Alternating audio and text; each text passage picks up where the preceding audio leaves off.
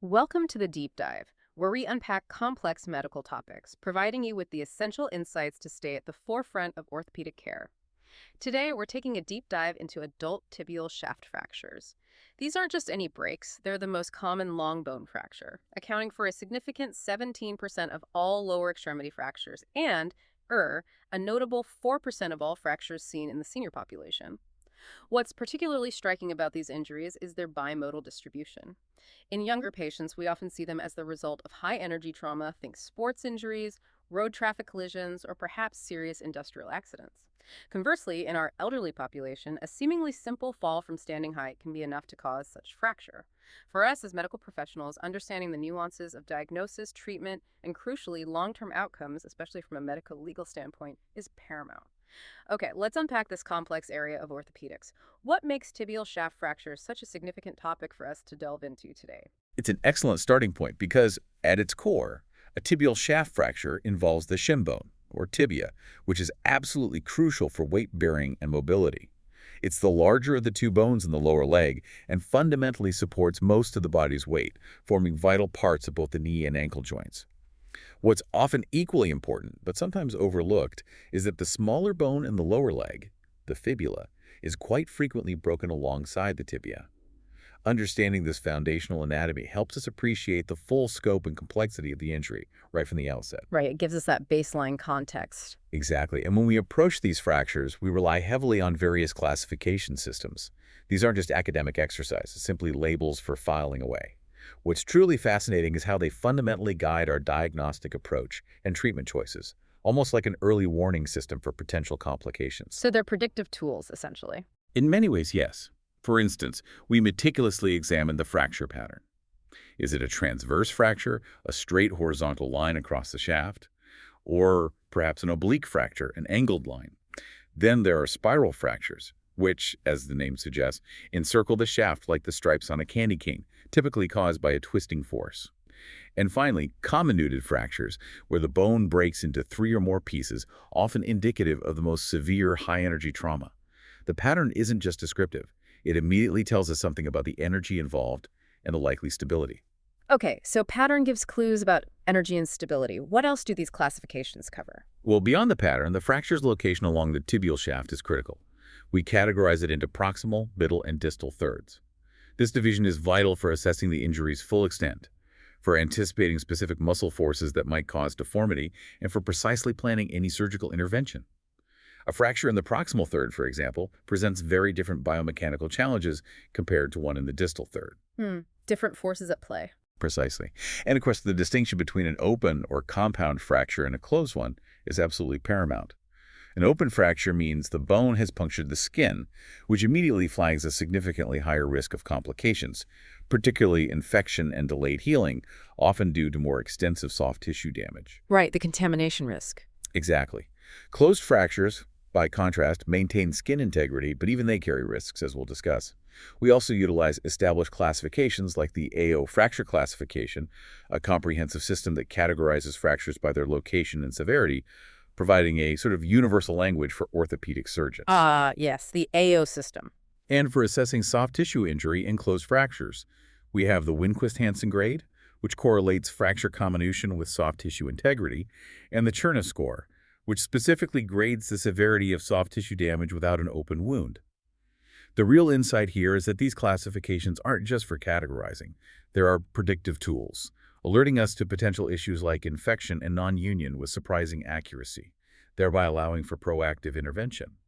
For instance, as I mentioned, that distinction between open and closed fractures immediately flags a different set of urgent considerations due to the exposed bone and the heightened risk of infection and the unique soft tissue challenges. That's an incredibly clear articulation of how these classifications serve as much more than just descriptors. They're truly diagnostic and prognostic tools.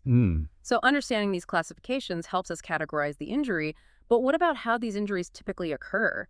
What are the common mechanisms we see that lead to these varied patterns? The story of how these fractures happen really comes in two distinct acts, mirroring that bimodal pattern you highlighted earlier. Right, the young versus the elderly pattern. Exactly. Yeah. On one hand, we see low-energy injuries, which are often the result of torsional forces or indirect trauma.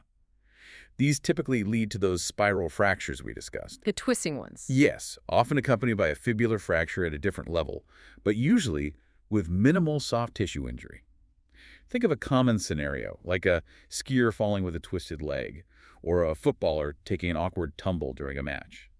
These are lower energy twisting forces that result in those characteristic oblique or spiral patterns. The soft tissue envelope often remains relatively intact, which significantly influences initial management. Okay, so lower energy, often spiral, less soft tissue drama. Generally speaking, yes. But then, on the other hand, high-energy injuries are usually caused by direct trauma, such as high-speed motor vehicle collisions, motorcycle crashes, or falls from significant heights. These often result in wedge or short oblique fractures with significant combination, meaning the bone is broken into several pieces and often shattered. Much more destructive forces involved. Absolutely. These types of injuries are frequently associated with severe soft tissue damage, the potential for devastating compartment syndrome, significant bone loss, and other ipsilateral skeletal injuries, such as a floating knee, which involves fractures of both the tibia and femur on the same side. A really complex picture, then. It can be, yes. The mechanism of injury provides critical clues, not just about the fracture pattern, but also about the potential for these associated injuries, especially the extent of soft tissue damage, which often dictates the urgency and complexity of our initial management. It's a vital piece of the puzzle that immediately informs our next steps. That makes perfect sense. The mechanism truly does tell a story about the injury's potential severity and the immediate challenges we might face.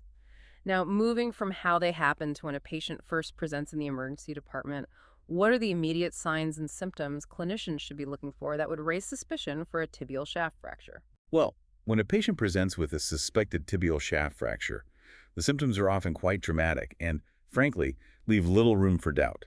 They'll typically report immediate severe pain localized to the shin, an inability to walk or bear weight on the leg due to the instability, and very often there's an obvious deformity or gross instability of the limb. So often quite visually apparent. Frequently, yes.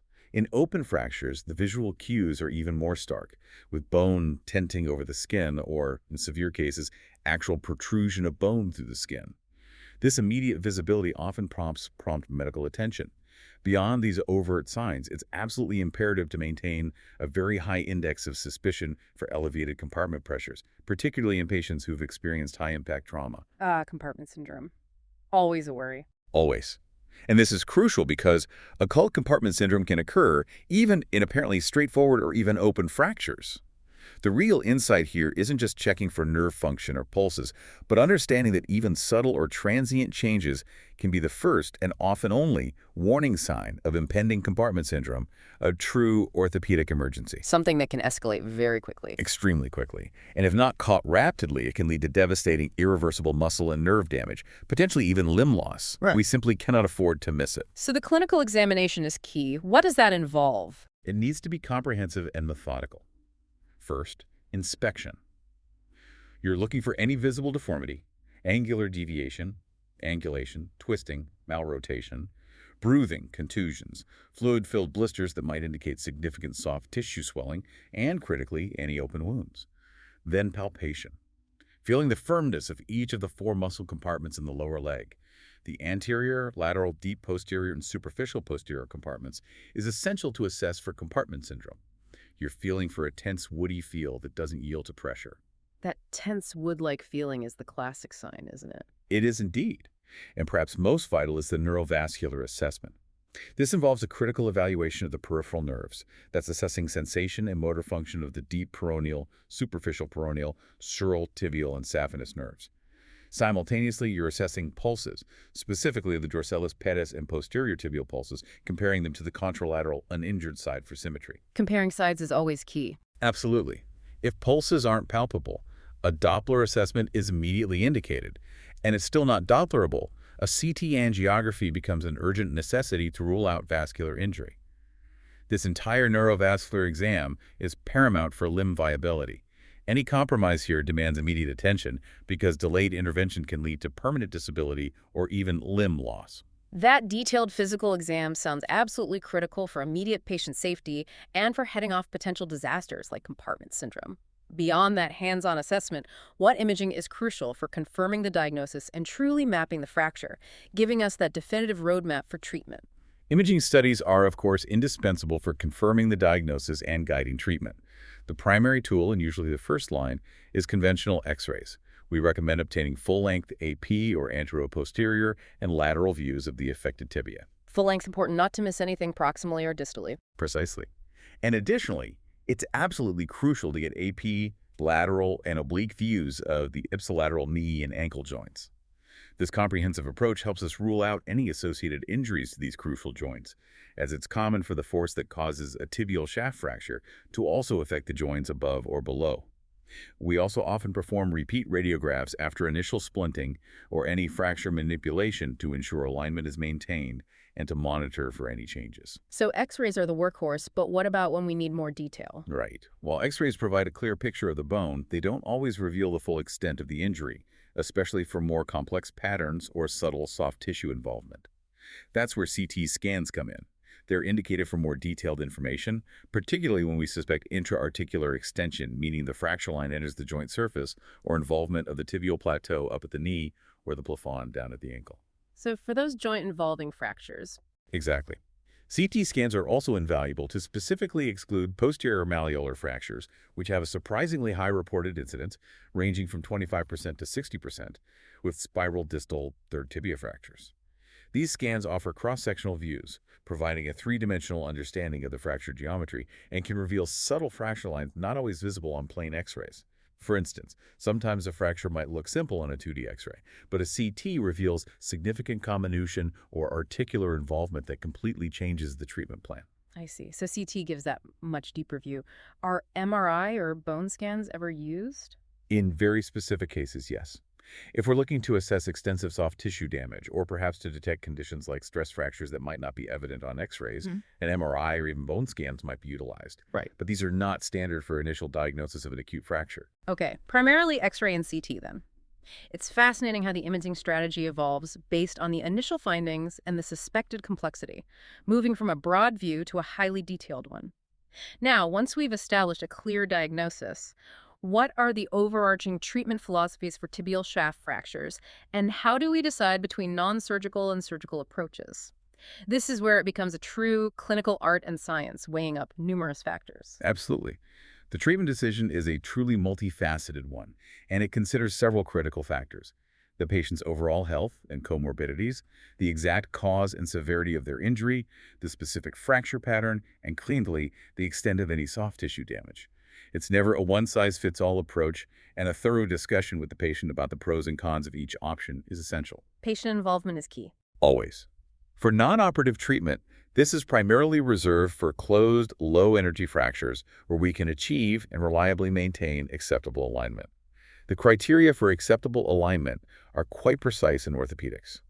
We're looking for minimal angulation, typically less than 5 degrees of varus valgus, sort of sideways bend, Yes. and less than 10 degrees of anterior-posterior or front-to-back angulation.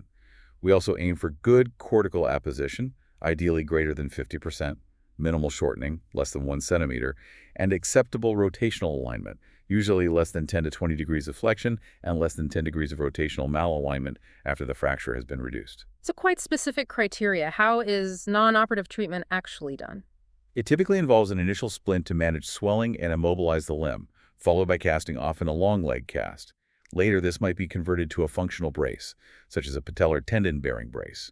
This brace allows for some joint movement and facilitates hygiene and earlier physical therapy. What are the potential downsides of casting? Well, it's worth noting that while casting can maintain angulation and rotational alignment fairly well, controlling shortening is more challenging, with a mean shortening of around 4 millimeters reported in studies. There's also a risk of varus malunion, particularly with midshaft tibial fractures where the fibula remains intact, as the fibula can act as a tether, resisting correction. Ah, the intact fibula problem. Indeed. And even with meticulous non-operative management, a non-union, a failure of the bone to heal, can occur in approximately 1% of patients. Okay, so non-operative has its place, but what about surgery? When is that indicated? Operative treatment is indicated for a broader range of situations. This includes cases where we cannot achieve or maintain that acceptable alignment with non-surgical means, where there's significant soft tissue injury that simply won't tolerate casting, or for more complex fracture patterns, such as segmental or comminuted fractures. Other indications include ipsilateral limb injuries, like that floating knee we mentioned. Right, femur and tibia together. Yes, or polytrauma patients, where early mobilization of the limb is key for damage control and overall patient management, bilateral fractures, or even in cases of morbid obesity where casting is impractical or ineffective. So, a wider range of more severe or complex injuries often needs surgery. What about open fractures specifically? When dealing with open fractures, initial management is absolutely paramount and time-sensitive. It involves emergent irrigation and debridement, or IND, essentially a thorough surgical washout and removal of contaminated tissue. The surgical cleanout. Exactly. Ideally performed within 12 to 24 hours of injury, along with immediate antibiotic administration within 3 hours of presentation. The standard antibiotic protocol typically includes a cephalosporin given continuously for 24 hours after definitive surgery for Gustilo-Anderson grade 1 and I3 open fractures. For grade 3 injuries, an aminoglycoside is added due to the increased soft tissue damage and contamination. More cover for more damage. Precisely. And for farm-related injuries, penicillin is administered to theoretically cover Clostridium species, which are often found in such environments. Tetanus prophylaxis is also a crucial consideration for all open fractures. The evidence strongly supports that early antibiotics and thorough surgical debridement are the most important factors in reducing the significant risk of infection in these open injuries, dramatically improving patient outcomes. Time is critical then for open fractures. Yeah. What are the main surgical options themselves? You mentioned external fixation. Yes, external fixation is often the initial treatment of choice when there's significant soft tissue compromise, expensive contamination, or in polytrauma cases requiring damage control orthopedics. It stabilizes the bone without further disrupting the already injured soft tissue envelope. However, this is typically a temporary measure. A temporary fix. Often, yes. The external fixator is often converted to an intramedullary nail within 7 to 21 days, ideally less than 7 days, actually, as conversion after 15 days is associated with an increased risk of infection. It's also associated with longer union times and potentially worse functional outcomes compared to intramedullary nailing and type 3 open fractures.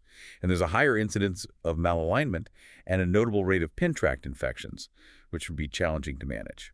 So external fixation has its place, but intramedullary nailing sounds like the more common approach. It often is, yes. Intramedullary nailing, or IMN, is frequently the treatment of choice for operative fixation of tibial shaft fractures. This involves inserting a strong metal rod or nail inside the hollow marrow cavity of the tibia. Down the middle of the bone. Exactly, which is then stabilized with screws at both ends, effectively acting as an internal splint.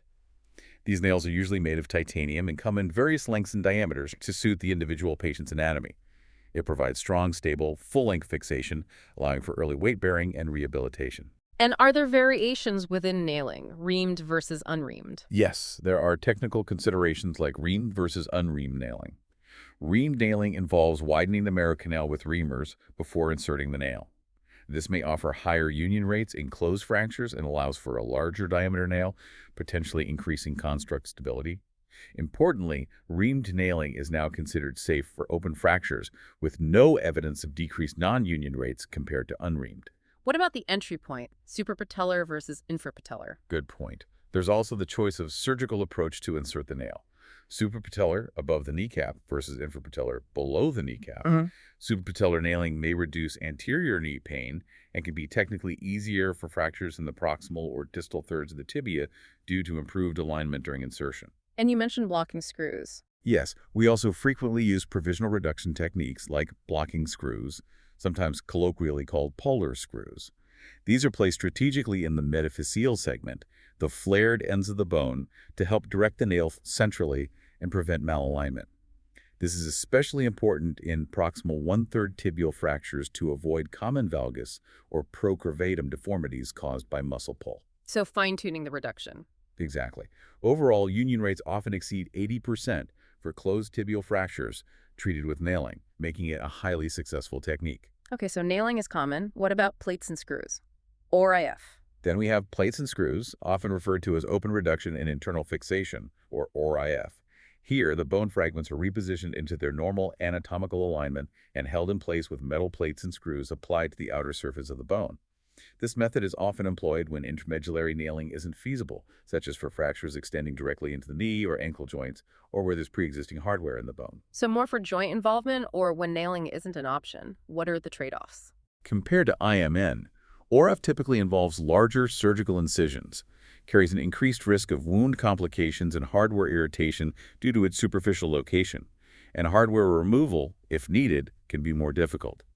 There's also a specific risk of damage to the superficial peroneal nerve during percutaneous screw insertion, which can lead to numbness or weakness. Right, nerve risk is something to consider there. And finally, the most drastic option, amputation.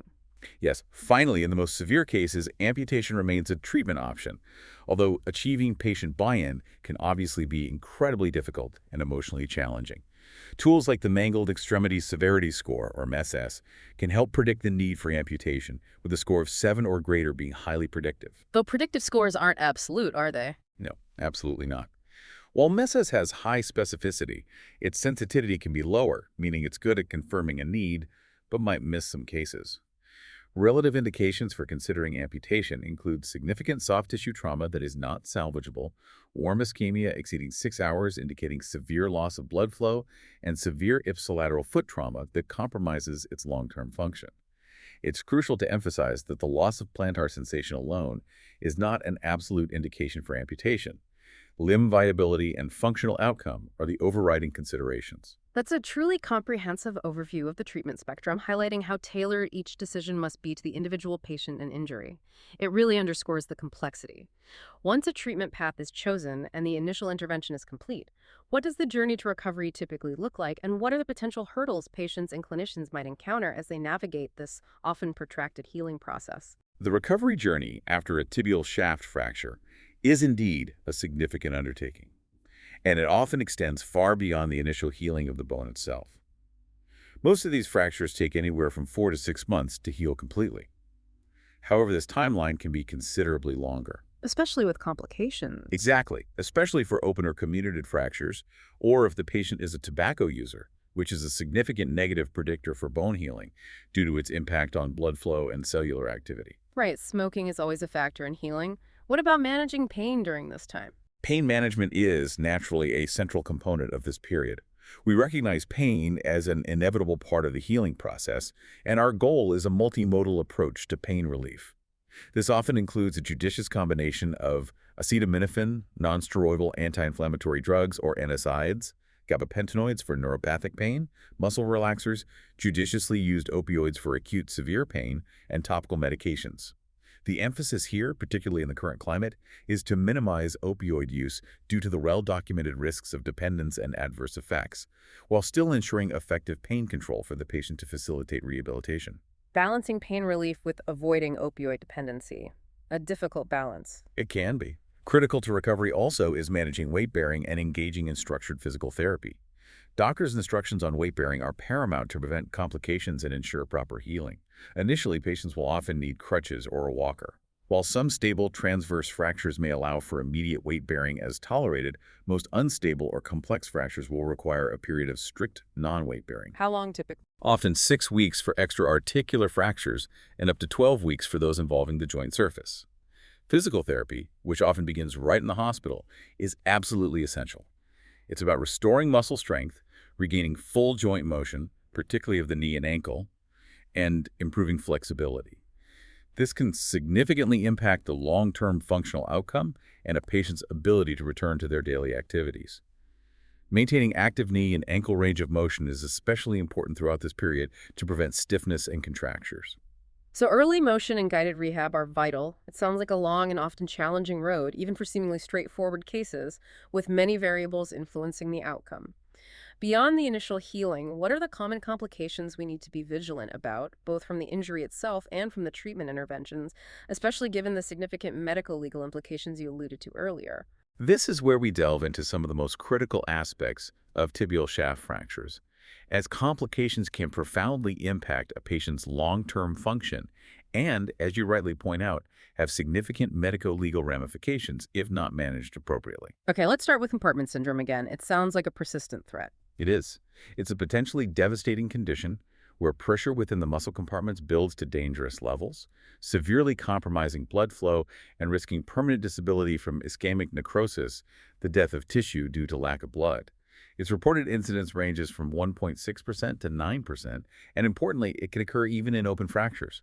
It requires emergent four-compartment fasciotomy. The surgical release. Yes, a surgical procedure to relieve the pressure by making incisions in the fascia surrounding the muscle compartments.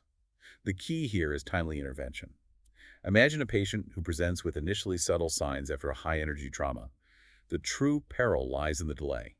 A decision deferred by even a few hours can mean the difference between a fully functional limb, irreversible muscle necrosis, requiring extensive reconstructive surgery, or even amputation. Time is muscle, as they say. Precisely. A series we reviewed, for instance, had an 11.5% fasciotomy rate, but those patients showed no functional difference at a mean of 17 years follow-up, which strongly suggests that the timely intervention prevented irreversible damage and subsequent long-term disability. That's reassuring if caught early. What about infection, especially with open fractures? Infection is a major risk, particularly in open fractures where the bone has been exposed to the environment. Infection rates can be as high as 62.5% for open fractures, compared to 43.8% for closed fractures in some series. That's a huge difference. It really underscores the critical importance of early and aggressive management of open injuries. Risk factors include Gustilo-Anderson type 3, open fractures, the most severe, pre-existing conditions like diabetes, and delayed soft tissue coverage. When infection sets in, it often necessitates further surgical irrigation and debridement, prolonged antibiotic courses, and sometimes even hardware removal, leading to significantly delayed healing and prolonged patient morbidity. A really difficult complication to manage. Then there are issues with healing itself, Malunion and non-union. Yes, malunion and non-union are also significant hurdles. Malunion refers to incorrect alignment during healing. This occurs in about 8–10% of all tibial shaft fractures. But the rate can be much higher, up to 50%, in proximal one-third fractures, where a valgus and procurvatum deformity is common due to specific muscle pulls. That specific proximal deformity seems quite common. It is. Risk factors for malunion include non-operative treatment, an incorrect medial starting point with intramedullary nailing, or simply poor intraoperative reduction. A malunion can lead to long-term pain, altered gait mechanics, premature joint degeneration, and stiffness, affecting the patient's quality of life. And non-union, where it just doesn't heal. Non-union, yes, is the failure of the fracture to heal after 9 months, with estimated rates between 2% and 10%. Risk factors include open fractures, less than 50% cortical contact at the fracture site, and transverse fracture patterns. Treatment for non-union often involves ruling out infection first, as infection can mimic non-union, followed by procedures like nail dynamization. Removing the locking screws. Yes, removing locking screws to allow axial loading if the fracture is actually stable, or exchange nailing replacing the existing nail with a larger one if it's not.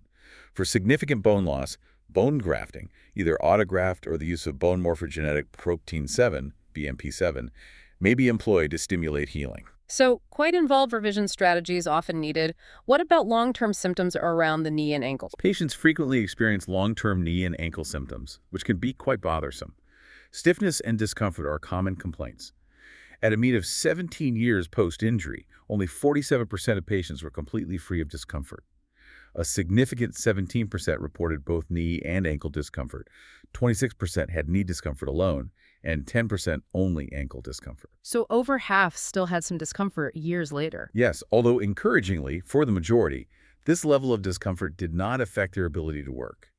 Ankle discomfort specifically was linked to the initial injury's severity, suggesting a degenerative process. And interestingly, women were more likely to report ankle pain, potentially due to being older at the time of fracture with pre-existing degenerative changes. And knee pain after nailing seems common too. Very common. Anterior knee pain is reported in over 30–50% of patients after intramedullary nailing, especially with patellar tendon disruption at the entry point. Unfortunately, removal of the metalwork doesn't always resolve this pain, which can be a source of frustration for patients. That must be very frustrating. Any other less common but significant complications? Well, a more insidious long-term complication, particularly in older patients, is post-phlebitic syndrome, which can manifest as venous ulceration of the lower limb, often years later. This can occur up to 10 years following the injury, highlighting significant medico-legal implications for early case settlements, as the full extent of long-term complications may not be immediately apparent. 10 years later? That's quite a delay. It is. Nerve injury, while rare, is also a possibility. This includes superficial peroneal nerve injury, especially with certain plating techniques like LISS plate application, saphenous nerve injury during locking screw placement, or a transient peroneal nerve palsy that can cause foot drop. Finally, Malrotation, which is most commonly seen after intramedullary nailing of distal one-third tibial fractures, can increase the risk of adjacent ankle arthrosis, early-onset arthritis due to altered biomechanics. Proper assessment of rotation in the operating room using clinical landmarks is therefore key to preventing this subtle but impactful complication. It sounds like a minefield of potential issues. If we connect this to the bigger picture, the long-term functional outcome and medico-legal implications are heavily influenced by our management of these potential complications. Proactive monitoring, timely intervention, and a deep understanding of these risks are crucial for optimizing patient outcomes and preventing future claims. That's a stark reminder of the long shadow these injuries can cast and the ongoing vigilance required. Given this array of potential complications and the expensive recovery period, what does this all mean for a patient's ultimate ability to return to their normal life, particularly their work, and what are the broader impacts on their overall quality of life? That's the ultimate question we strive to answer for every patient, isn't it? And it's a critical measure of our success. Looking at the data, a significant proportion do return to their pre-injury lives. In a large series of 1,502 patients, for example, 74.6% were able to return to their pre-injury employment. So about three-quarters? What about the other Yes. quarter? Well, of the remaining 25.4%, it's important to note that 17.3% were already unemployed at the time of injury, 2.3% transitioned to a less physically demanding job, 0.5% took early retirement, and 7% reported being unable to return to work due to continuing disability. Unsurprisingly, younger patients generally had a higher likelihood and early return to work, reflecting their physiological resilience and fewer comorbidities. Age makes a difference, as expected. Yes. And conversely, increased age and the presence of a Castillo-Anderson grade II open fracture were consistently associated with a reduced likelihood of returning to work at all, highlighting the enduring impact of injury severity and age. What about mortality, especially in the elderly? You mentioned it's significant. It is, yes. It's important to consider the long-term mortality associated with these severe injuries, especially in the elderly. The crude mortality at 17 years following a tibial shaft fracture is reported as 37.5%. The one-year mortality is particularly high in the elderly population, 6.5% for those aged 65-69, rising sharply to 21.6% for those aged 70-74, and a staggering 31.6% for patients over 85 years at the time of injury. Right. Those are really high figures, comparable to hip fractures. They are indeed quite similar mortality rates, underscoring the severity of these injuries, particularly in the older demographic, and the significant systemic impact they can have beyond the orthopedic injury itself. It's also notable that the severity of the ipsilateral extremity, soft tissue injury, is consistently identified as the most important predictor of eventual amputation, rather than the bone injury itself. So the soft tissues are often the bigger determinant for amputation. Often, yes. And surprisingly, studies have shown no significant functional difference in long-term outcomes between limb salvage and amputation in certain severe cases. This suggests that for select injuries, a well-executed amputation can lead to equally good or even better functional outcomes and a higher quality of life. That really challenges conventional wisdom. It does highlight the complexity of such difficult decisions. Those statistics really paint a clear picture of the long-term challenges. And that last point about amputation is a profound insight. Beyond the surgical theater and the recovery ward, what about the often unseen psychological impact and the indispensable role of the wider healthcare team in supporting these patients through such a profound and often life-altering experience? This brings us to a crucial, often underestimated aspect of recovery: the holistic care of the patient. Tibial shaft fractures are not just physical injuries. They carry a significant psychological burden. Pain-related anxiety, depressive symptoms, and even post-traumatic stress are common, especially after such traumatic injuries that disrupt a patient's life so significantly. The mental toll must be immense. It really can be. This highlights the absolute need for comprehensive care that addresses both physical and mental health. Encouraging patients to set realistic recovery goals, maintaining their social connections to combat isolation, and incorporating mindfulness practices or psychological support can be incredibly beneficial in managing stress, fostering resilience, and promoting overall well-being during what can be a very protracted and frustrating healing process. Looking after the whole person, not just the bone. What about prevention? Can these be prevented? Prevention, of course, remains paramount, although trauma is often unpredictable. For those involved in sports and physical activities, this means consistent use of appropriate protective equipment and adhering to proper training protocols. Evidence also suggests that managing the volume of weight-bearing exercises and gradually increasing training intensity can effectively prevent stress fractures by allowing the bone to adapt. sensible training principles. Yes. More broadly, maintaining good physical health through regular exercise and a balanced diet rich in calcium and vitamin D is essential for strengthening bones and preventing conditions like osteoporosis, which predispose individuals to fractures, particularly in the elderly. For older patients or those with a family history, discussing bone density scans with a healthcare provider is a vital proactive step. And ongoing management.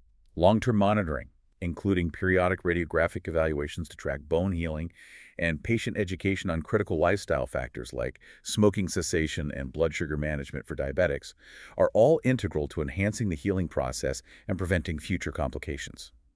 Patient education is a powerful tool. Absolutely. And you mentioned the team approach earlier. Yes, the management of tibial fractures unequivocally requires a truly collaborative interprofessional team.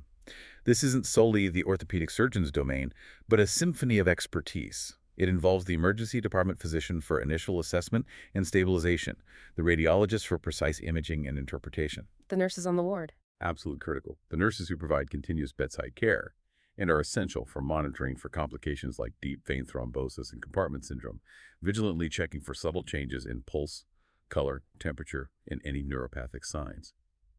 And of course, the physical therapists who guide the rehabilitation and help patients regain function.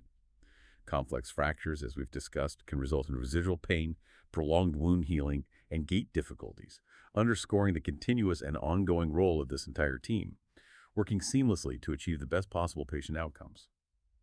How do we, as a collective healthcare team, move beyond just fixing the bone to truly healing the patient, considering all these layers of impact and supporting them through every step of this journey? We've unpacked the nuances of adult tibial shaft fractures, from their varied presentations and diagnostic challenges to the diverse treatment pathways and the often protracted recovery. It's abundantly clear that understanding the long-term implications, including the medico-legal aspects and the patient's holistic well-being, is paramount for effective care. If you found this deep dive valuable, please do consider rating and sharing it with your colleagues and networks to help us reach more professionals. Consider how our evolving understanding of soft tissue injury, the psychological impact of trauma, and the continuous innovation in surgical techniques might further redefine the best practice for tibial shaft fracture management in the coming years. What new frontiers in patient-centered care might we discover when we truly integrate every aspect of recovery, not just the orthopedic fix?